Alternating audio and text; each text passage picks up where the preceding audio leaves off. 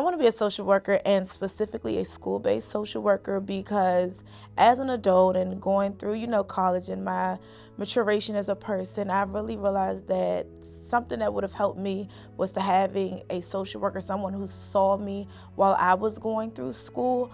I feel like I fell into the category of students that was overlooked. I may not necessarily have your typical trauma, but there were certain things that I was dealing with, and if we had a school-based social worker that could have just worked with me more than what an average guidance counselor does, more than what an average psychologist may do, I think my adulthood to late teenage years might have been a little easier. This experience has been great. I definitely love the hands-on piece of being a master's social work student at the University of Maryland.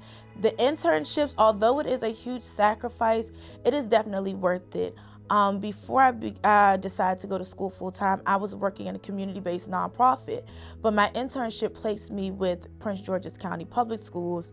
And now I am a school-based mental health fellow, and I am now doing my second year internship at a Prince George's County Public School high school. So if you had asked me this time last year, do I see myself working in a school-based setting? Absolutely not. But it was something about my first year internship that let me know that I can reach kids from inside of the school system. That's where they spend most of their time. So it was like, this is a new way for me to reach them rather than just being in their communities and seeing them after school and catching them probably when I can. But it's hard when you want to work with teenagers and you got to compete with friends, after school activities, other family responsibilities. So in the school setting, I can really reach them and still give them that same energy and dedication that I had working in the community-based setting. Being a school-based mental health fellow, of course, means that you're going to do your internship in a school-based setting for your second year, but they may not know, I may not have told anybody, but they have helped me out tremendously.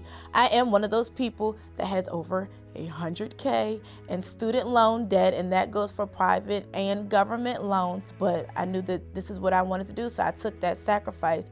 Being one of those fellows, they are giving me a tuition scholarship, so my tuition has been paid off, and I am extremely grateful for that. But also I get a stipend to where they're helping to compensate me during my time as an intern, and that helps out a lot, because just because you're in school, the bills have not stopped, but so I think that the stipend, it has really helped out a lot, and I'm so grateful for that opportunity.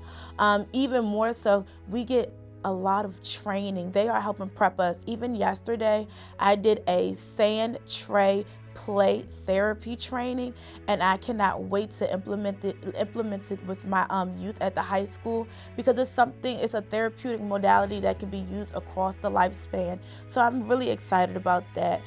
Furthermore, they're also going to be helping with paying for our licensure prep course, and they're going to pay for us to take our licensure for the first time.